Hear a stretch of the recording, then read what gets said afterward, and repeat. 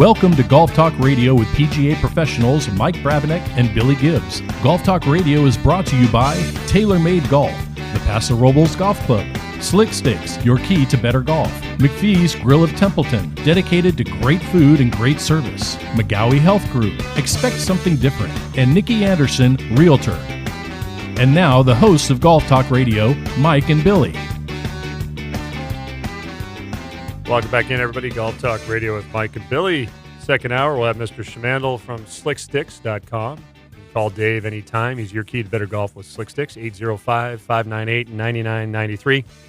Don't forget, we got a couple of contests going on. We love contests. So we have Paso Robles Inn and Paso Robles Golf Club golf package. That's going to be drawn next Saturday on the show.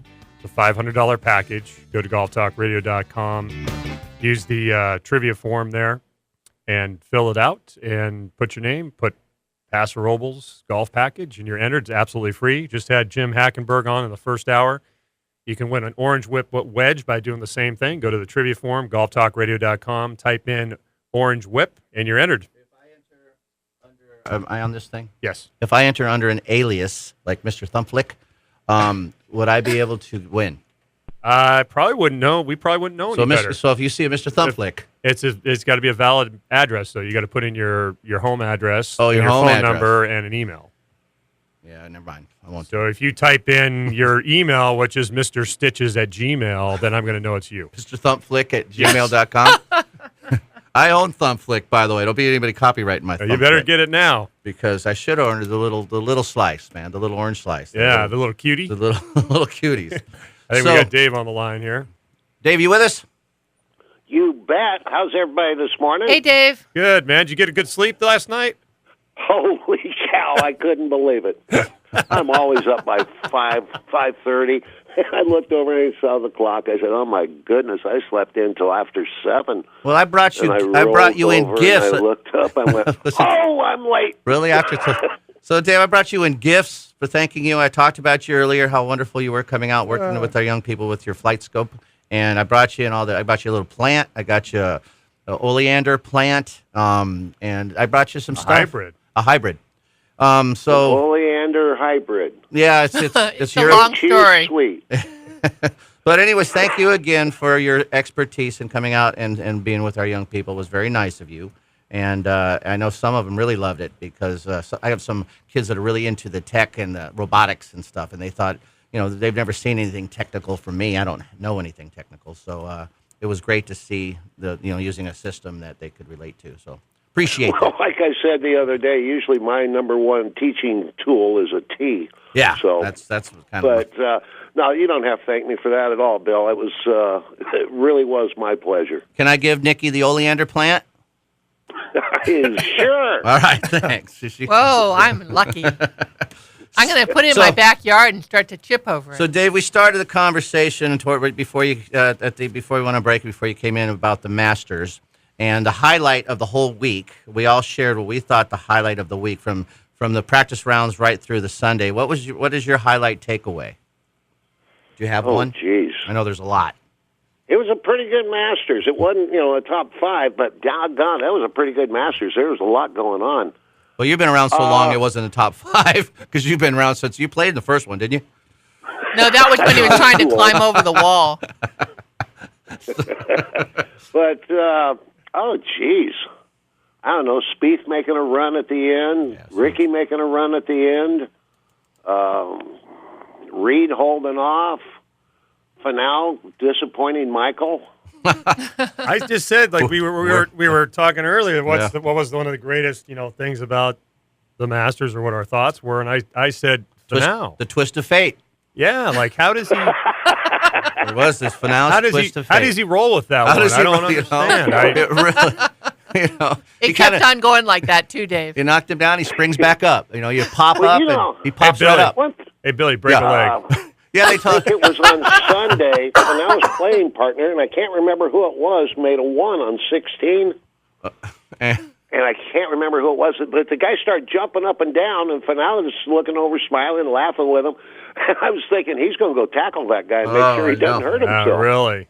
You know, we were just that was an amazing feat. Talk about perseverance, and he came top 5, I believe. I mean, how cool! It's crazy. That story. And you know what's neat for him? And I use the word twist of fate as a pun, obviously, but it will make him known. I mean, people know that name now, and credit him for that perseverance. What he went through, he's going to be well known. He's never going to hear the end of it. Oh, but he finished 5. I mean, if he wouldn't be able to play, it'd have been that sad story. Yeah. Not only did he play, he played great. Wasn't he the leader one day? Was he? He was pretty close up He was there. pretty close. He was close. I Yeah. don't think he ever was. But I think the most amazing thing about it is, he did it, and he looked down and said, well, I know. damn. And he got up and walked away. And, it looked like he did it every day. It's like, here it happened again. Oh, darn it. That's what it looked like. Oh, man.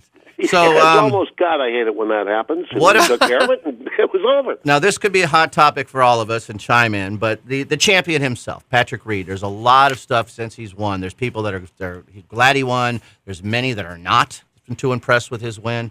He's got controversy all over the place. Is it good for golf that he won, or not good for golf that he won this event? What do you guys think? Or what are your thoughts on all this I read an article. I think it came out Monday. Might have been Tuesday. But it said, isn't it amazing? The crowd's rooted for anybody except Reed. Yeah, it's kind of a, you know. And I kind of fought back, and every time somebody do something, there'd be a big cheer, and then Reed do something, and they could be clap, clap. You know, it reminds me. Remember when Nicklaus beat Palmer in his backyard in Pennsylvania? No, that was just so. And that's the tournament that Arnie didn't win. The one major that he did not win. It was in his backyard, and Nicklaus came in, and the whole place was Nicklaus was the enemy. Man, he was getting death threats, and well, that was U.S. Open. Yeah. He won an Open. He didn't win the PGA. It was the Open, it wasn't the PGA. It was the Latrobe. Yeah, that was U.S. Open. So it was just. But still, yeah. And I guess Palmer said that was one of his biggest disappointments. I thought it was the one that I thought his biggest was not winning the 4th major, but it was well, that was huge, especially since Arnie's the one that coined the term Grand Slam. Yeah, that's right. And so it's pretty. He really wanted that. So is having a villain in golf a good thing? Because there was the Palmer and Nicklaus rivalry. There was the Watson-Nicklaus rivalry. There was throughout the years. There's been, but Watson was never the villain. The Trevino-Nicklaus rivalry. The Palmer Nicklaus was hated by everybody. Palmer Hogan at Hogan's and yeah, he was. It was Nicklaus was not a popular guy. But I still meet guys that are of our age or older than me. They're like your age, Dave or Billy or Nicky. That I had a guy the other day, but he said he's still mad about the Palmer Nicklaus thing. Like we were talking about the Masters, and he started going off on Palmer and Nicklaus, and how much he didn't like Jack. He didn't like Jack at all. Well, I was like, because wow, Jack came in and took down the king, if you will. Yeah. But how unfair to that other player? Exactly. Well, Nicklaus himself has been a gentleman, proven gentleman his whole life. Patrick's had some issues, so there's a little bit different. I mean, it's off course. Speaking off course. Yeah. And so then there was the Tiger Phil thing going on. But Tiger didn't let Phil in that door for a while. Tiger was so darn good for a while, but there was that kind of rivalry. But I just wonder if it's good because I've been reading it, and there's a lot of nasty stuff written about Patrick and surprisingly stuff. But I don't know. He won the tournament. He did. He won the tournament. So there's a couple things I take from it. Yeah, and you're right. Well, Mike. So I never viewed Patrick Reed as being a bad guy until it came out at the Masters, and then it just kind of kept going. Like for me, and again, I was working most of the weekend, but I kept hearing people talking about it, just building a buzz. And on a second point with Reed or whether a villain is good, I think that always having a villain in sports is a great thing. I mean, that's what makes sports. If you look at like the National Football League. Giants, Dodgers. Yeah, I mean, but here's like a true villain in the National Football League, the Oakland Raiders. Right. The Steel Curtain, the Pittsburgh Steelers, and then you got America's team, you got the Cowboys, and any sporting event that I think, whether it's baseball or whether it's football or even golf, you got to have these caricatures in there to make it interesting in some way. I mean, look at kind of what's happened, like how Spieth kind of got tagged going into this Masters. Right. Because of what he did a couple years ago, right? He's washed up. He's not going to do it. And then all of a sudden, Reed's the baddest guy there is anywhere. And I don't warrant that. I don't think that that's warranted toward Reed. but I do think it's entertaining. I mean, even to some extent, look at like you mentioned, Bill, the Tiger Phil combination.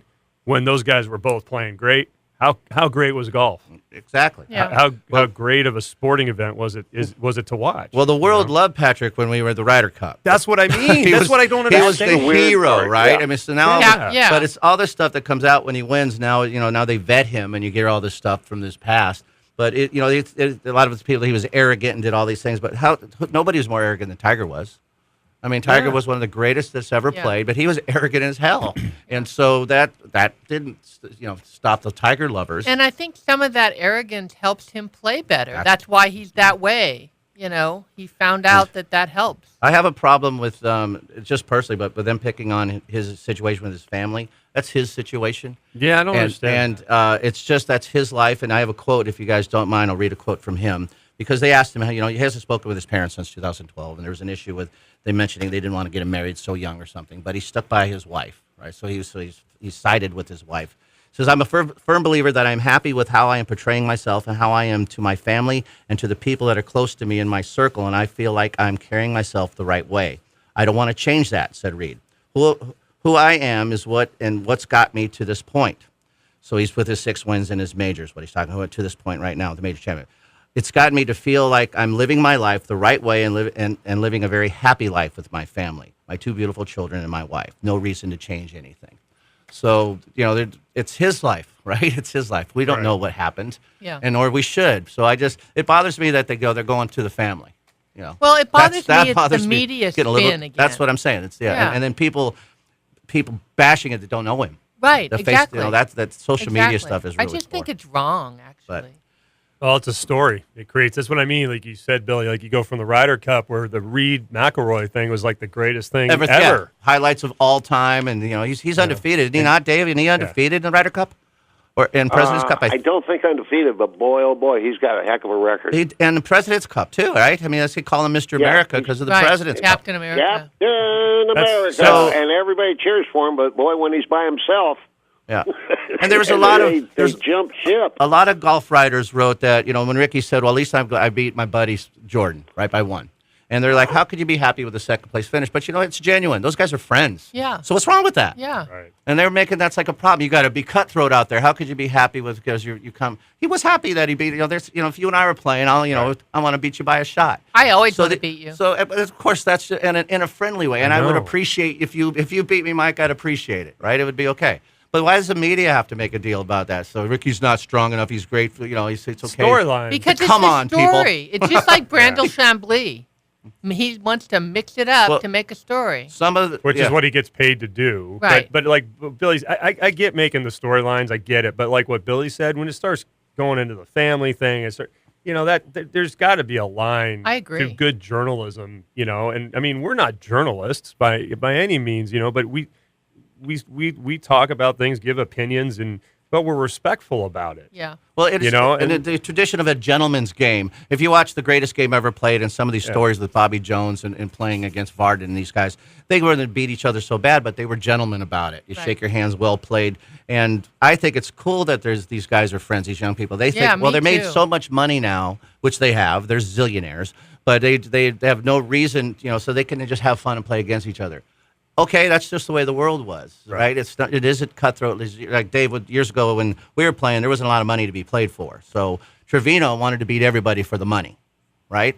He did. Oh yeah, that's all he thought about. Yeah. But if he was a zillionaire, they probably would have been buddies with these guys. So it's okay though, I think, for golf. I don't think there needs to be that cutthroat thing. Although I think it's going to be.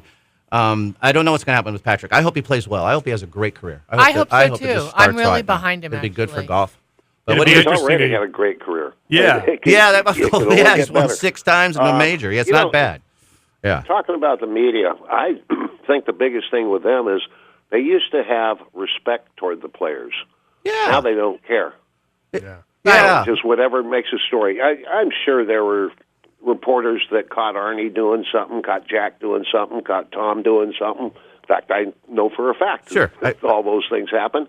but they were not reported because it was none of their damn business, and they knew it. And you're right, and I think that's the way, especially the the personal stuff. And leave it alone. Yeah. That's Yeah. But I was upset with Tiger when he had his issues off course, right? Because I was trying to teach or instill values in kids. So that was my only problem, is he was a role model for children, and he wasn't being a very good role model. I've always But respected that stuff should have never made it to the public. That's exactly right. That should just not have. That was his. And I agree with Dave. It's just too bad that this stuff came out. But he was the most known athlete in the world. He's the most known person in the world, Tiger. Yeah. Right. So it's into thinking. I'm sorry to interrupt you, Bill, but the Ryder Cup and the Masters are two of the biggest stages in golf. So you have Reed being the absolute hero on one of the biggest stages in golf, and then on the bigger stage of golf, now he's a villain. How strange is that? How strange for him. How does he feel about that? It's all storylines. It's all like people just trying to create the buzz, whether it's negative or positive, and that's what I think it is. I think two weeks from now, if he plays in the next event before the Open, and it's just the blah blah blah tournament, there's not going to be anything said about him other than he's Masters champion. I bet it doesn't. Now, if he goes into the Open, he goes into the U.S. Open, the British Open, it'll be really interesting to see, do these storylines pop back up again, because the stage is bigger, and now it's time to really buzz the story. Right, buzz the story. It's just, it's kind of gross, actually, when you think about it. Did you see him on the Tonight Show? No. So he was, but anyways, he's scared to interview. It's like John Daly. When John Daly was being interviewed, I don't blame him. He doesn't want to go to because these questions are coming at him. You remember we interviewed John Daly, and it was only at the straight down. He was terrified. He called us later and thanked us for not busting his chops. But what was cool, he went to the Chick-fil-A and everybody wore his green jacket through the drive-through. Right? Nice. How cool is that? People are on him because what are you going to Chick-fil-A for now? I said, come on, it's a Chick-fil-A. I didn't hear that. Yeah, it's right here. He will search it. They want him to maybe be a spokesperson. When went to the donut joint with a Masters jacket on it, everybody thought he was the most darling person in the world. It's exactly the follow-up sentence to this. You're right. They just mentioned that. They give him a hard time. He went through Chick-fil-A. On the flip side, when Mickelson went to Dunkin' Donuts or whatever it was, he went somewhere. Yeah, it was. And they thought that was the coolest thing. So it's it's just interesting. I think it's cool for golf. What movie have you ever seen that there wasn't a villain and a good guy? Exactly. Well, that's life, right? That's life. So, Dave, it makes the storyline. Can we keep you on hold? We got to take a break. Can we keep you on hold? I got a couple things. I think Nikki has a couple things we wanted to ask you too about golf equipment. I got to water the oleander. Yeah.